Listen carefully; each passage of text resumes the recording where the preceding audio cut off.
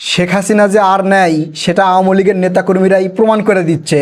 আমার দোষ দিয়ে লাভ হবে না, আওয়ামী লীগের নেতাকর্মীরাই প্রমাণ করে দিচ্ছে যে তাদের নেত্রী শেখ হাসিনা আর নেই।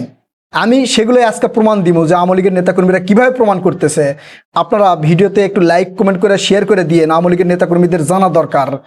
এই যে দেখেন, গোপালগঞ্জ থেকে একসাথে আওয়ামী লীগের 15 নেতাকর্মীর পদত্যাগ।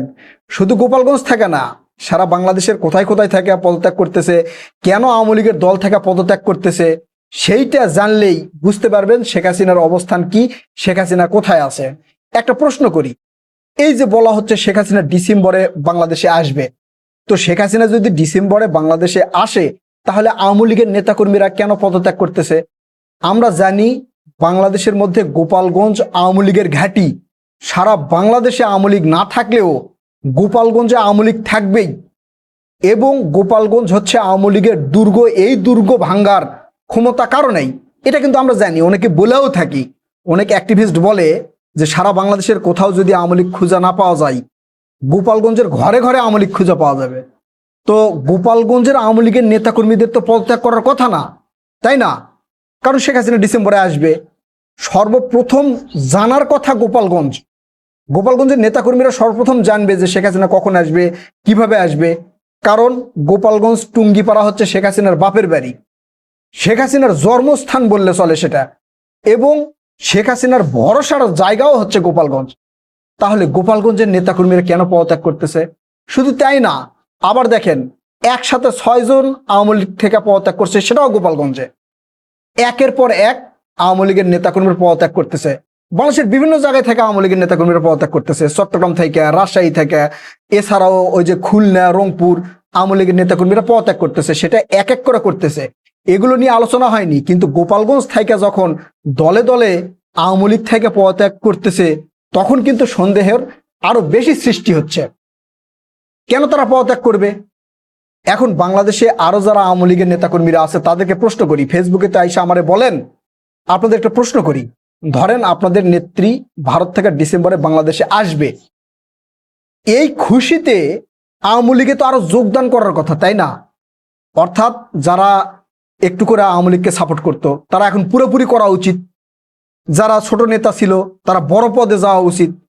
সেটা না কইরা আওয়ামী লীগ থেকে একের পর এক পদত্যাগ করতেছে। এটা কিসের ইঙ্গিত? এটাই সেটার ইঙ্গিত যে তাদের নেত্রী শেখ হাসিনা আর নাই।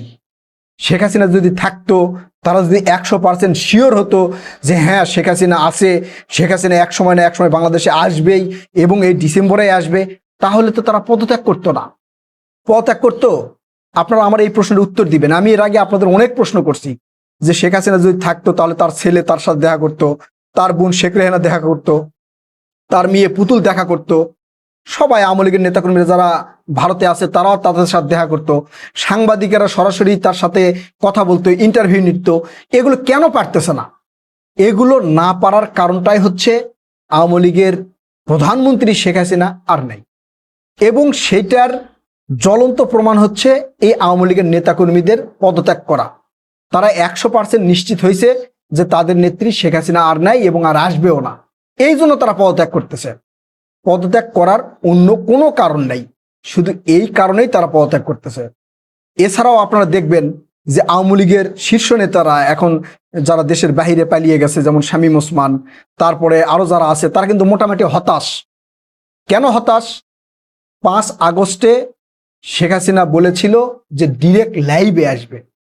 ফরেন সাংবাদিক যারা ছিল, ওই যেটা হচ্ছে ভারতে একটা অনুষ্ঠান করেছিল ফরেন সাংবাদিকেরা মিলে, সেই অনুষ্ঠানে শেখ হাসিনার সরাসরি লাইভে আসার কথা ছিল, শেখ হাসিনা কিন্তু আসতে পারে নাই। তারপর থেকেই আওয়ামী লীগের শীর্ষ নেতৃত্ব যারা আছে তাদের মধ্যে একটা হতাশা সৃষ্টি হয়েছে। তারা বিভিন্নভাবে এখন বাংলাদেশে একটা অস্থিতিশীল পরিস্থিতি সৃষ্টি করার চেষ্টা করতেছে। আবার অনেকেই চেষ্টা করতেছে আওয়ামী লীগ বাদ দিয়ে নতুন একটা দল তৈরি করার। এখন এগুলো যখন ছড়িয়ে পড়তেছে, বাংলাদেশে অবস্থানরত আওয়ামী লীগের নেতাকর্মীরা বুঝতে পারতেছে, তখন তারা দল থেকে পদত্যাগ করতেছে। যে শীর্ষ নেতৃত্ব যারা আছে তারা তো হতাশ, এবং শেখ হাসিনা ডিরেক্ট লাইভে আসার কথা ছিল সেটাও আসে নাই। আবার সংবাদ মাধ্যমে যেই নিউজগুলো প্রচার হচ্ছে সেগুলোতেও শেখ হাসিনা সরাসরি কথা বলতেছে না, সোশ্যাল মিডিয়াও শেখ হাসিনা ডিরেক্ট লাইভে আসতেছে না। এখন আওয়ামী লীগের নেতাকর্মীরা বুঝতে পারছে যে তাদের আশা ভরসার জায়গা যে শেখ হাসিনা ছিল, সেই শেখ হাসিনা চিরতরে শেষ। অর্থাৎ আওয়ামী লীগের শেখ মুজিবুর পরিবারের যে কর্তৃত্ব ছিল সেটা একদম শেষ। এই জন্যই এই পদত্যাগ করতেছে, তাছাড়া তো পদত্যাগ করার কোনো কারণ নেই। আমি আবারও প্রশ্ন করতেছি যে ডিসেম্বরে যদি শেখ হাসিনা শিওর বাংলাদেশে আসে, তাহলে আওয়ামী লীগের নেতাকর্মীদের পদত্যাগ করতে দূরের কথা, আওয়ামী লীগের যোগ দেওয়ার কথা, সেই যোগটা কেন দিচ্ছে না? অর্থাৎ আওয়ামী লীগের মধ্যে এখন প্রায় ধরেন 90% নেতাকর্মীরা বুঝতে পারছে যে না, শেখ হাসিনার আশা এখন ছেড়ে দিতে হবে, আওয়ামী লীগের আশা এখন ছেড়ে দিতে হবে। শেখ হাসিনা এবং আওয়ামী লীগের আশা ছেড়ে দেওয়া ছাড়া আর কোনো উপায় নেই। কারণ শেখ হাসিনা এর আগে অনেকবার আসতে চাইছে, এই যে চট করে ঢুকে যাব, চট করে ঢুকে যাওয়ার কথা বলতে বলতে 2 বছর চলে গেল, তারপরে সামনের সপ্তাহে যাব, এই কথা বলতে বলতে আরো ধরেন 15 মাস কাটে গেল, তারপরও আসে নাই। এরপরে অনেকবার আসার কথা বলছে, আসে নাই। সর্বশেষ বলা হয়েছে শেখ হাসিনা বাংলাদেশে কিভাবে প্রত্যাবর্তন করবে সেইটা দেখবে ভারতীয় আদালত। আদালতের বিষয়গুলো তো আপনারা জানেন, আজকে একটা ডেট পড়বে, কালকে শুনানি হবে, তার 6 মাস পরে যে আবার রিভিউ হবে, তার 6 মাস পরে যে আবার দেখা হবে যে সবকিছু ঠিক আছে নাকি। এই সব কিছু মিলা আওয়ামী লীগের নেতাকর্মীরা বুঝতে পারছে যে না, আর হবে না, শেখ হাসিনা কখনোই আর বাংলাদেশে আসতে পারবে না। আর শেখ হাসিনার নেতৃত্ব ছাড়া আওয়ামী লীগের নেতাকর্মীরা কখনোই আওয়ামী লীগে থাকবে না।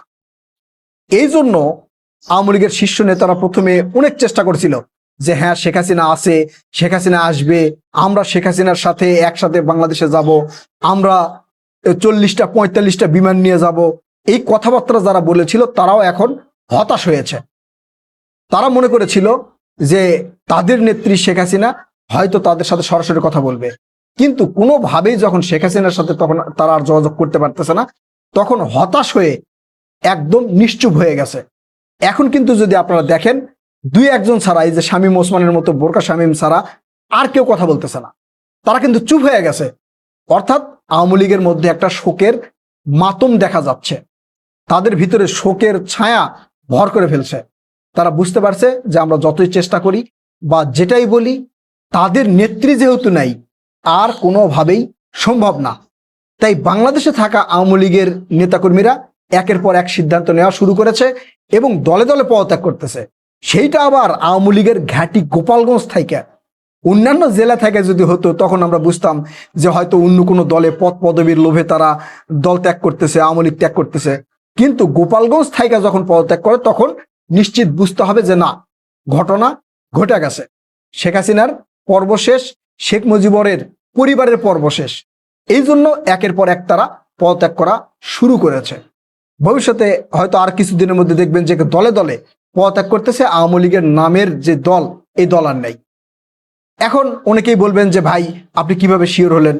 আপনারা একটু চিন্তা করেন, একদম চিন্তা করে আপনারা জানাবেন যে এই আওয়ামী লীগের নেতাকর্মীরা, বিশেষ করে গোপালগঞ্জের নেতাকর্মীরা কেন একের পর এক পদত্যাগ করতেছে। আপনারা আপনাদের মূল্যবান মতামত জানাবেন। কথা হবে নতুন কোনো ভিডিওতে, ততক্ষণ পর্যন্ত ভালো থাকবেন ইনশাআল্লাহ। আল্লাহ হাফেজ।